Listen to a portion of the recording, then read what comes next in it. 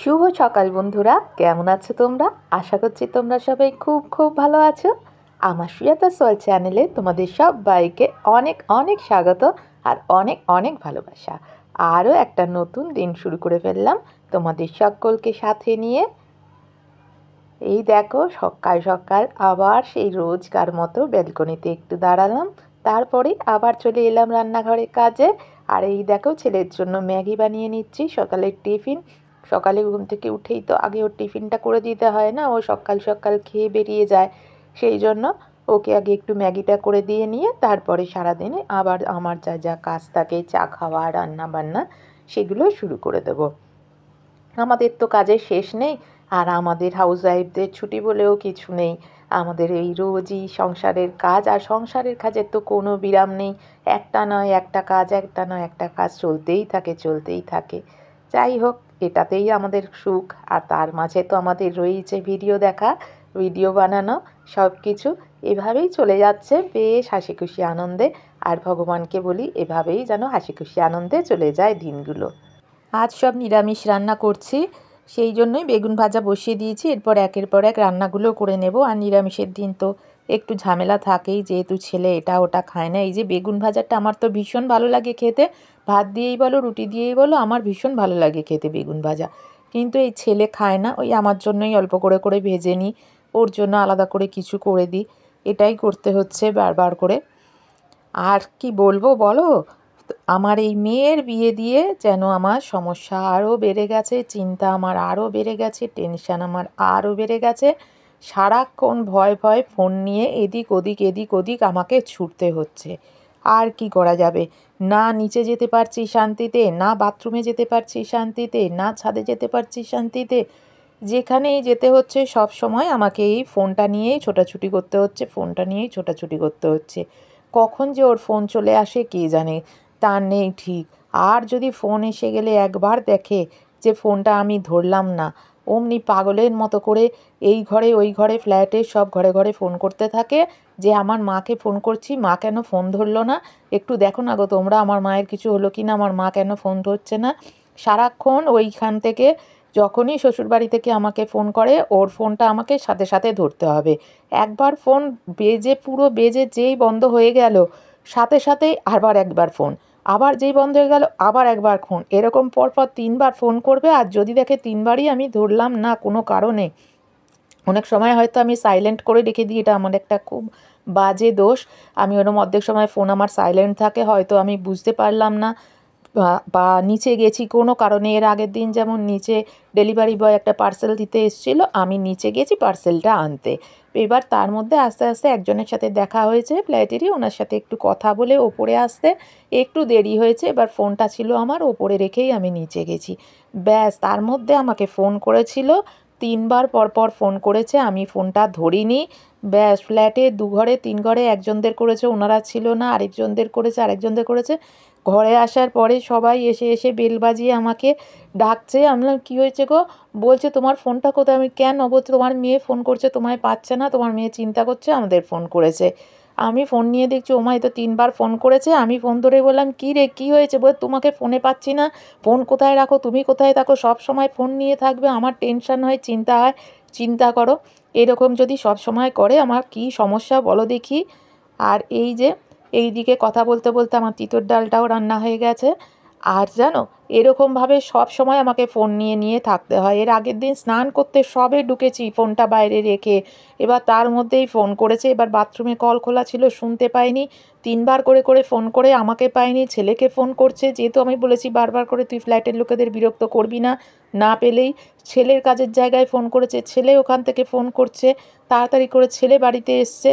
কী সমস্যা বলো দেখি? বিয়ে দিয়েও কি আমার শান্তি নেই? সে সবসময় টেনশনে থাকে যে মা বাড়িতে একা রয়েছে, মায়ের কি হয়ে গেল এই বুঝি। মারে জানলাম সব সময় কি আমার কিছু হয়ে গেল? বলছে হ্যাঁ, কখন তুমি পা পিছলে পড়ে যাও, কি কখন তোমার কি শরীর খারাপ হয়, কি হয়, ঘরে কেউ থাকে না, আমি ফোন করলেই তুমি ফোন ধরবে। ও 3বার 4বার করে দিনে ফোন করে, মা তুমি কি করছো, মা এখন খেয়েছো কি না, মা এখন কি খেলে, আজকে কি রান্না করলে, কি করলে। এবার প্রতিবার সাথে সাথে যদি ওর ফোন না ধরেছি তাহলেই চিন্তা শুরু হয়ে যাবে, আর একে ওকে তাকে ফোন করে করে জ্বালাতে থাকবে।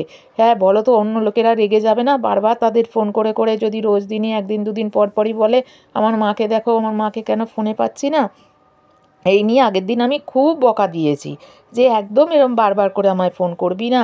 হ্যাঁ, আর না পেলে একটুখানি দাঁড়াবি, ফোন করে তুই ওয়েট করবি, তুই 10 মিনিট ওয়েট করবি, 10 মিনিট পরেও যদি দেখিস যে আমি ফোনটা করলাম না তোকে, তারপরে তুই একে ওকে তাকে ফোন করবি। বলছে না, 10 মিনিটের মধ্যে যদি তুমি পড়ে গিয়ে তোমার ব্যথা লাগে বা তোমার শরীর খারাপ হয়, কিছু হয়, তখন কে দেখবে, তখন কি হবে।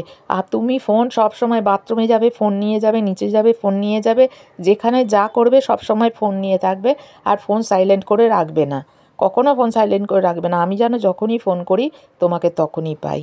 কি অবস্থা বলো দেখি, ওইদিকে ওর এরকম আমায় নিয়ে সব সময় টেনশানে থাকে, আর এইদিকে আমি টেনশানে থাকি, এই বুঝি ফোন করলো, এই বুঝি ধরতে পেলাম না।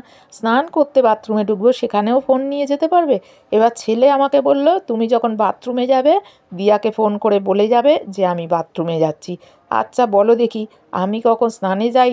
আর এই দেখো, গোলাপের বাড়ি থেকে আজকে পাঠিয়েছিল বড়ার ঝাল, দারুণ করেছিল, সর্ষে দিয়ে নিরামিষ বড়ার ঝাল, আর এই যে পোস্ত দিয়ে ডাঁটার তরকারি, খুব ভালো করেছিল ডাঁটা পোস্তটা, খুব সুন্দর হয়েছিল দুটোই। আর এই যে বলো কোন দিকে যাই আমি, হ্যাঁ এই দিকে এই টেনশান, ছেলে বলে যাবে। এবার যখন আমি বাথরুমে ঢুকবো, আমি কি স্নানে গেলাম কি কিছুতে গেলাম, তখন কি ফোন করে বলে তবে বাথরুমে যাওয়া যায়। হ্যাঁ, এই দিকে যদি ছেলেমেয়েরা সবাই মিলে এরকম টেনশান করে আমি ঘরে একা থাকি বলে, তাহলে তো মহা মুশকিল হয়ে গেছে আমার এখন। সব সময় আমাকেই আরও উল্টে টেনশানে থাকতে হয়, এই বুঝি ফোন করলে, এই বুঝি ফোন করলো। বাথরুমে যাই যেখানে যাই এসে আগে ফোনটাকে দেখি যে আমাকে ফোন করেছে কি না।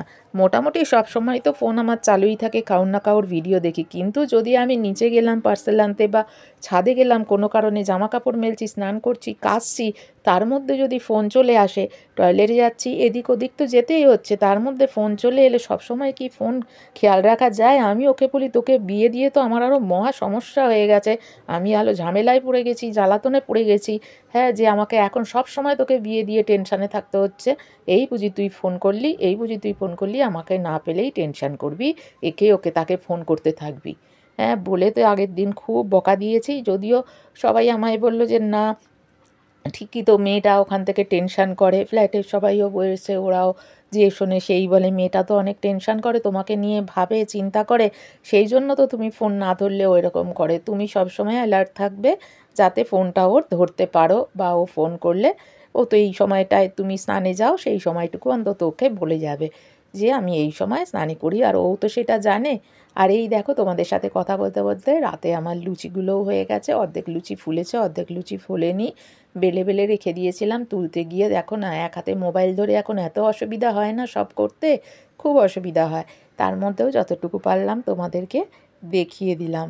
আর এখনও পর্যন্ত তোমরা যারা আমার ভিডিওটা ধৈর্য ধরে দেখলে, আমার কথা শুনলে, তোমাদের সবাইকে অনেক অনেক ভালোবাসা, অনেক অনেক ধন্যবাদ। আশা করছি তোমরা সবাই একটা করে লাইক দিয়ে আমার ভিডিওটা দেখছো, আর ভিডিও রিলেটেড মিষ্টি কমেন্টস করে জানিও কেমন লাগলো আমার ভিডিও তোমাদের। আর তোমরা তো জানি লাইক দিয়েই দেখো, আর কেউ অ্যাড স্ক্রিপ্ট করো না, তাও তোমাদের কাছে আমার অনুরোধ, কেউ অ্যাড স্ক্রিপ্ট করো না প্লিজ।